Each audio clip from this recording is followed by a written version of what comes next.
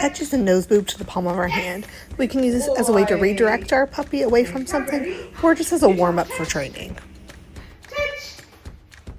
Yes, good boy. Nice job. Sit. Down. Yes, good boy. Good boy. Utah. Sit. Yes. Good boy. Down. Yes. Good boy. Nice job, Utah. For recall, we're going to call come, and then as soon as he turns to look at us, we're going to mark yes, and begin to praise, and then reward once he gets to us. Utah, come. This is a great way to practice in the backyard, just randomly throughout his time outside. You can call, reward, and then let him go back to playing. You can also take this out on a long leash in the front yard or at a park so that you can practice in a more distracting area. Utah, come.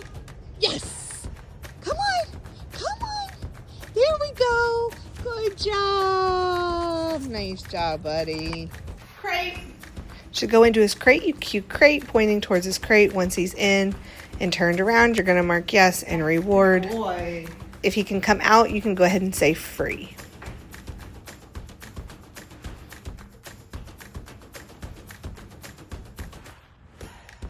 Utah, free. Good boy. Good boy. Crate. Yes, good boy.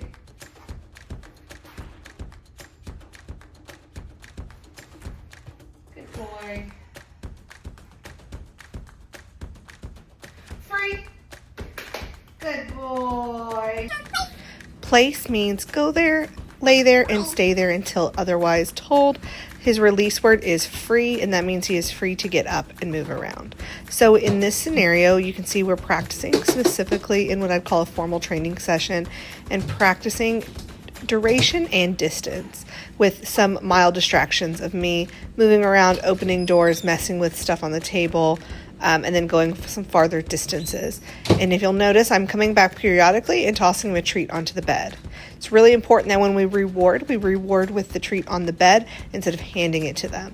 This helps them understand that we want them to wait there. Food comes to them on their bed, so they are not trying to get up and meet us and take it from our hand at any point.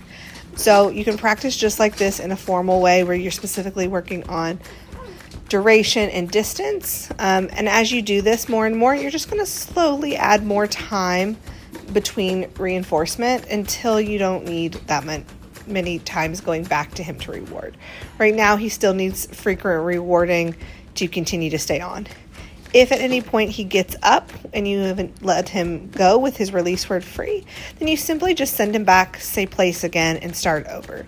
When you do send him back after a mishap like that, you're not going to reward right away. So you're going to say place, send him back to his bed, and then walk away, take some steps, do some kind of distraction, do something, and then come back and reward. So like you see here, I send him back, goes into his place, then I'm going to walk around a little bit, then come back and reward. So I don't want to reward him just for going right back to his bed, because we could get stuck in a loop of him getting off the bed a lot.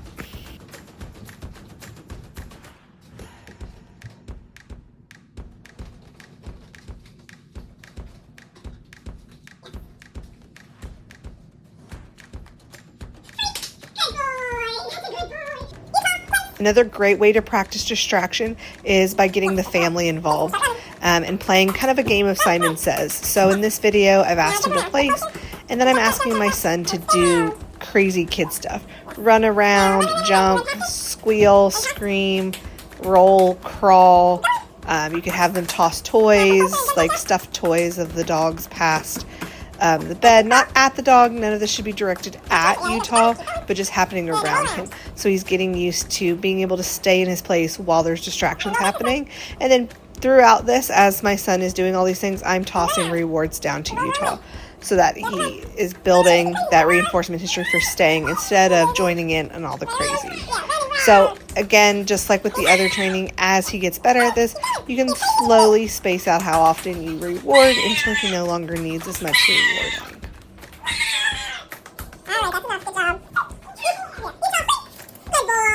And lastly, another way to practice is during times like dinner or when you're cooking. Same thing, you're going to cue him to place and then periodically reward throughout your dinner. Wait means stop and don't go any further. So when you say wait, you're drawing an imaginary line. The dogs can sit, stand, walk around. They can pretty much do anything except go further, crossing that line.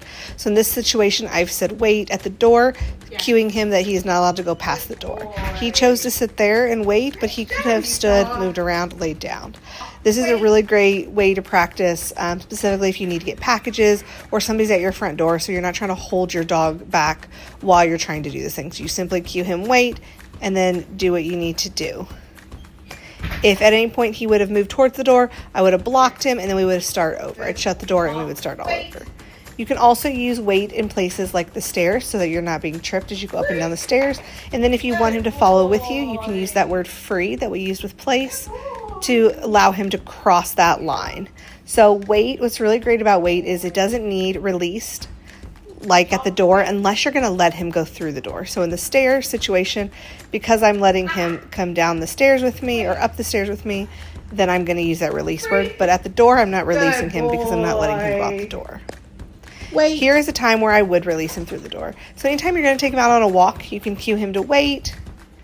And then when you're ready, you cue him free, and that lets him know he is free to head out the door. Utah, wait. Go, sir. Wait.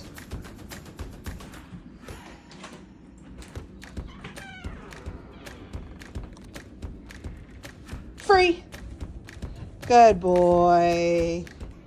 Leave it means stop and back away from the thing you were going towards.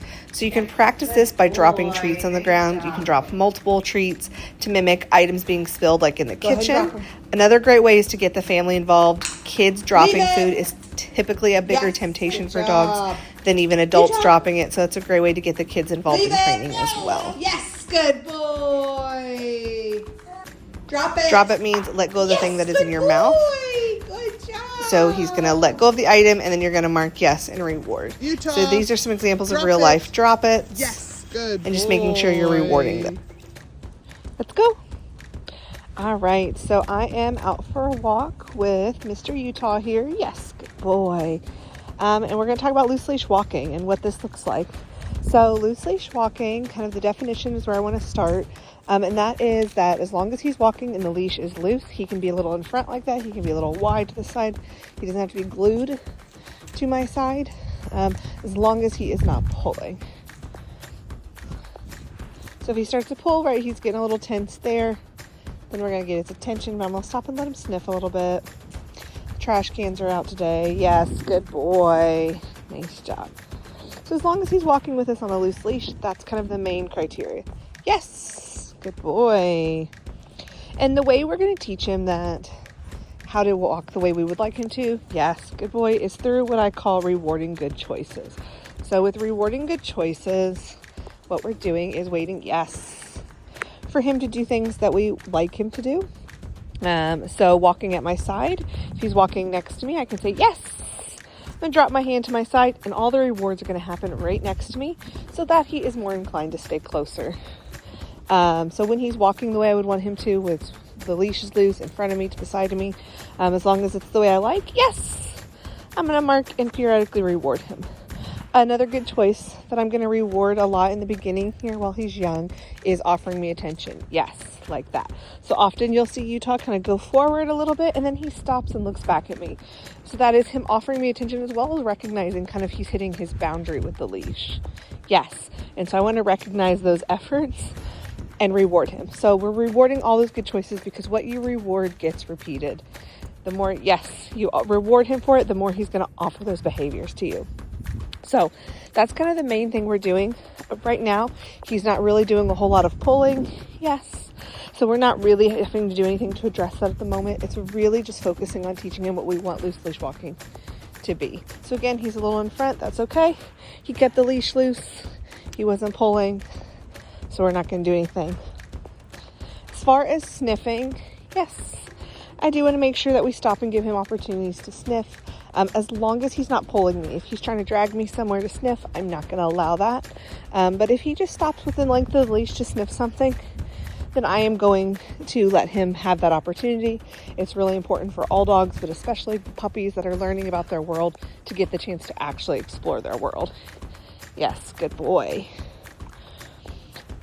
So other things you're going to do are, with as far as rewarding goes, good boy, Utah.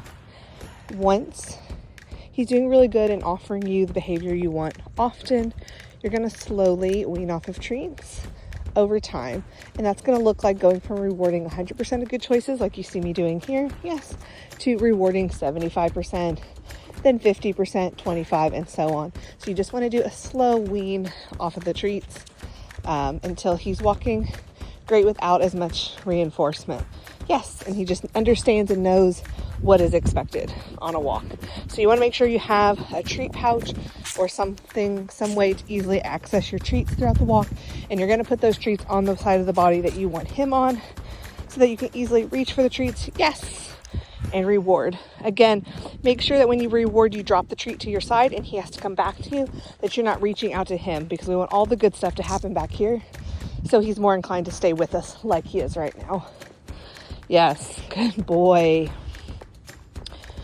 The other cues that we use on walk, one is let's go, and that is to get him moving. So if we have stopped to sniff, oops, watch where you're going, buddy. We'll see if he stops kind of to sniff here for a second or not. There we go. So if he stops to sniff a little bit, like I said, we're going to let him within reason sniff. But if I'm ready to move on from a sniff and he has yet to move on, then I can use my cue, let's go. Let's see. He may do it for us up here with all these trash cans.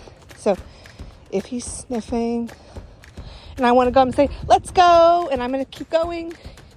And then, yes, once he follows through, I'm going to mark and reward. Good boy. Nice job. And then the other cue that we're using is this way, and this way just means we're changing directions. So this way. Same thing. We're going to make sure we just go, go, go. Yes. Really important with both let's go and this way that we keep our feet moving. If you noticed, I wasn't jerking on the leash. My arm stayed still, but I continued to move my feet. Come on. Because I don't want to yank on him, but we do want to put just that slight pressure of, hey, we're going, and you have to go with us. And then once he follows through and gives kind of into the leash pressure and walks with us, we can mark and reward that.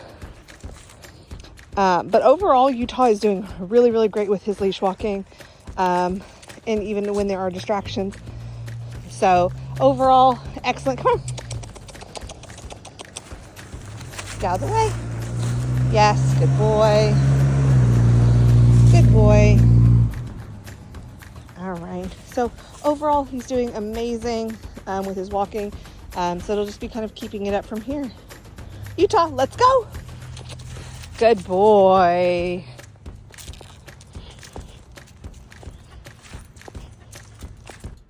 Enrichment is a really important piece to having a well-rounded dog and a nice house dog. Enrichment includes things like playtime outside, playtime with you, playtime with other dogs, playtime just out in the yard to do dog things like sniff, roll around, chew a stick or a pine cone, and just kind of be a dog. Enrichment can also be mental stimulation, such as training, whether that's tricks or obedience, as well as different kinds of puzzle toys.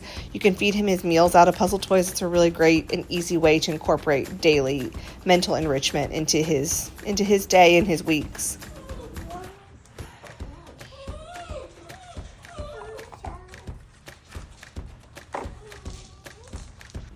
That's a wrap on Utah's training.